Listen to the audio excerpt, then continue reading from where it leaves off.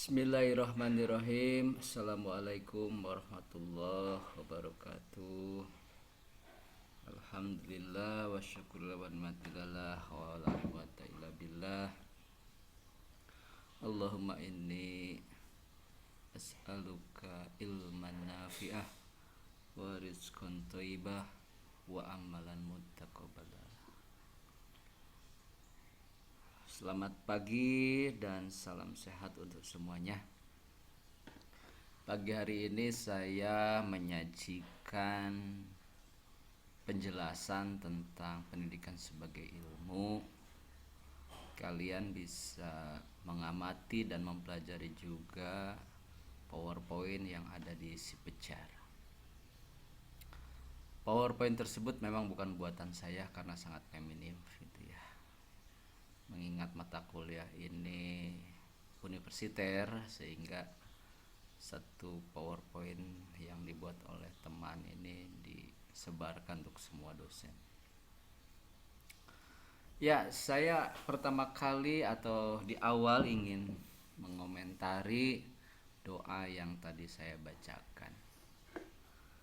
Kita berharap pagi ini di forum ini adalah forum ilmu. Kita berdoa semoga kita diberikan ilmu diberikan ilmu yang bermanfaat, rizki yang baik, serta amalan yang diterima oleh Allah Subhanahu wa taala. Ya, intinya proses pendidikan itu tidak terlepas dari kebermanfaatan suatu ilmu. Makanya dalam doa-doa itu harapannya ilmu itu yang memberikan dampak positif, dampak yang baik ya. Maka ada doanya itu Robbi zidni ilma warzuqni fahma. Berikan kami kecukupan ilmu dan kepahaman. Ilmu itu harus dipahami, bukan dihafal. Jadi pendidikan sebagai ilmu sebetulnya adalah pendidik kita memahami apa itu pendidikan. Dalam konteks barat, pendidikan disebut sebagai proses pencerahan atau proses pengembangan diri manusia. Nah, dalam konteks Islam tidak hanya sebatas pencerahan dan diri manusia, ilmu juga dijadikan sebagai pegangan atau petunjuk manusia dalam mendapatkan hikmah kehidupan. Dengan ilmu hidup menjadi mudah, dan dengan amal saleh hidup juga mendapatkan rahmah. Jadi saya sebetulnya ingin menggabungkan konteks ilmu yang disampaikan dalam mata kuliah ini dengan ilmu yang harus kita pelajari sebagai tuntunan hidup. Jadi mempelajari ilmu itu, walaupun ini konteksnya ilmu barat, tidak hanya transfer knowledge itulah ya, tapi lebih kepada transformational knowledge. Dalam beberapa definisi yang disampaikan di terminologi barat ya, saya sebut barat karena memang para penggagasnya ini dari Eropa ya. Ini pengetahuan dan ilmu. Bedanya pengetahuan itu informasi, tidak disertai penjelasan why and how, tidak ada pengujian atau sebab akibat. Sementara kalau ilmu itu memerlukan uraian sistematik, dikontrol, terjadi pengorganisasian dan pengklasifikasian. Jadi memang ilmu dan pengetahuan memiliki kedalaman yang berbeda. Apakah pengetahuan itu bisa menjadi ilmu? Nah, tentu bisa. Setelah pengetahuan itu diuji berulang kali dan dinyatakan kebenarannya hakiki atau kebenaran yang bisa diterapkan dalam berbagai kondisi. Kemudian ilmu pengetahuan muncul atau lahir sebagai hasil olah pikir manusia, ya. Olah pikir manusia yang dilakukan secara sistematis, metode yang jelas, dapat dipertanggungjawabkan secara logika, baru itulah yang disebut dengan ilmu. Nah, lalu pendidikan itu apakah sebuah ilmu? Iya, pendidikan adalah sebuah ilmu. Karena pendidikan atau yang kita pahami sekarang sebagai ilmu didaktik metodik, ya, ilmu mengajar dan memperoleh pengetahuan, itu telah diuji dan kebenaran yang sudah diuji secara akademik dan secara ilmiah. Maka ilmu pendidikan atau pendidikan adalah sebagai suatu ilmu. Sama halnya dengan ilmu matematik, ilmu fisika, ilmu kimia. Nah, jadi pendidikan sebagai suatu ilmu. Ada disiplin tersendiri. Jadi biasanya kalau disebut satu ilmu, maka memiliki kode etik dan disiplin yang jelas. Jika kita sebut sebagai suatu ilmu, siapa objek dari ilmu itu? Objek dari ilmu pendidikan adalah perilaku manusia atau perilaku peserta didik. Nah, di sini ada beragam, ya. Tentu dalam proses pendidikan itu terdapat beberapa komponen. Bisa guru atau pendidik, peserta didik, siswa, itu kan ada kurikulum, ada sarana prasarana, ada landasan, ada tujuan pendidikan. Nah, kenapa disebut sebagai ilmu? Nah, ini tadi dengan lingkup kajian yang sudah saya sebutkan tadi. Kita tentu selalu berupaya untuk menemukan cara terbaik atau model terbaik dalam melayani peserta didik.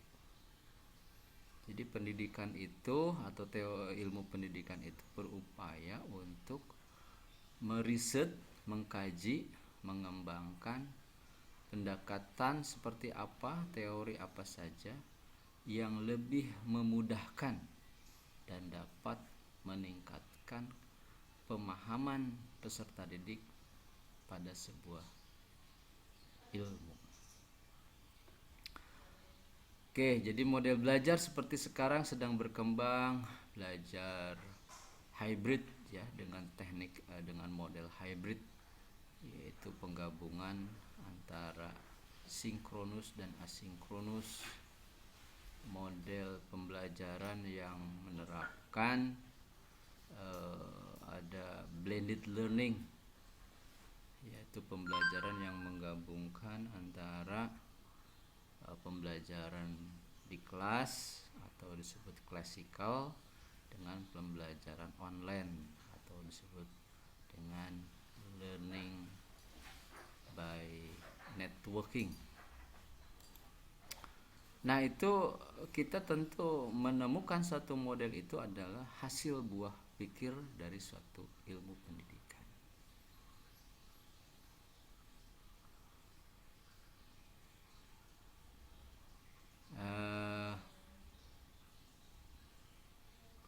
Ini Brojonegoro menyebutkan ilmu pendidikan adalah teori pendidikan, perenungan tentang pendidikan, ilmu yang mempelajari soal-soal yang timbul dalam praktek pendidikan.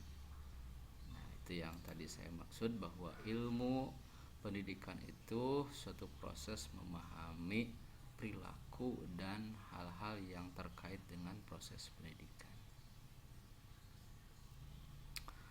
Oke, di slide ini ada beberapa hal, tapi saya tidak akan membahas semuanya. Saya memilih hal-hal yang menurut saya lebih urgent untuk dijelaskan. Lingkup ilmu pendidikan, dimensinya ada lingkungan keluarga, jenis-jenis persoalan pendidikan, dimensi ruang dan waktu.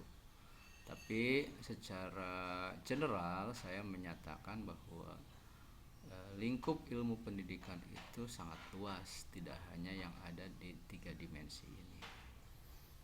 Ya, jadi proses pendidikan itu kan terjadi secara holistik, terjadi secara berkesinambungan, dan bahkan pendidikan itu juga melewati batas-batas yang kita ketahui. Contoh manusia dalam belajar, dalam mempelajari sesuatu hal, ada kalanya anak itu mengamati misalkan dari video YouTube. Kalau sekarang kan anak saya tidak pernah belajar bahasa Inggris secara khusus, tetapi karena sering nonton video dalam bahasa Inggris, akhirnya dia pronunciation-nya bagus, bisa mengucapkan seperti anak asing gitu. Nah, itu artinya belajarnya itu di luar hal-hal yang kita ketahui. Itu ya. Proses menemukan suatu ilmu itu pada intinya adalah meliputi kajian akademik, kajian ilmiah. Di sini ada metode normatif dan metode eksplanatori. Sebuah riset yang mengkaji tentang perilaku itu disebut dengan kuasi eksperimen. Itu mengamati apa yang sedang dilakukan oleh peserta didik, lalu dibandingkan dengan peserta didik yang lainnya. Oh, ternyata dengan metode atau model ini terjadi perubahan perilaku. Nah, itu adalah proses explanatory ya, yang berhubungan dengan kuasi. Kuasi itu kan semu. Jadi kalau di MIPA itu laboratoriumnya adalah nyata. Jika kita mengamati suatu sel atau kita mengamati bintang, maka kita di laboratorium itu akan tahu perubahan-perubahannya setiap saat. Sementara pengamatan terhadap manusia ini perubahannya sangat cepat dan kadang tidak bisa diidentifikasi. Maka disebut kuasi eksperimen. Baik, ini sifat ilmu pendidikan: empiris, rohani, normatif, historis, dan praktis. Saya kira ini sudah mudah dipahami ya, sudah ada penjelasannya. Jadi saudara-saudara, yang terpenting dalam proses pendidikan sebagai suatu ilmu adalah kita menyadari dan kita memahami bahwa pendidikan itu merupakan hasil kajian nalar pikir manusia yang dilakukan secara sistematis dan logis, sehingga pengetahuannya bisa diterima dan diimplementasikan dalam berbagai hal. Jadi inti dari perkuliahan ini adalah bagaimana kita memaknai suatu ilmu agar ilmu itu tadi seperti yang doa yang saya bacakan bermanfaat, berfaedah. Riset apapun atau riset sebaik apapun kalau tidak menghasilkan manfaat, tentu kurang berfaedah ya, kurang baik, atau kurang bisa memberikan kontribusi terhadap perkembangan ilmu. Nah, saudara-saudara juga begitu. Anda mempelajari tentang mata kuliah pengantar ilmu kependidikan, yang terpenting adalah saudara memahami bahwa pendidikan adalah usaha, proses dalam rangka untuk meningkatkan kualitas hidup manusia. Jadi saya sebut pendidikan itu meningkatkan kualitas hidup manusia. Melalui ilmu pendidikan kita juga akan mudah dalam menyampaikan materi-materi keilmuan lainnya. Jadi saudara di jurusan pendidikan matematik menjelaskan teori matematik dengan ilmu pendidikan, maka saudara akan lebih mudah dalam menjelaskan kepada para siswa. Demikian kutipan pada pagi ini. Terima kasih.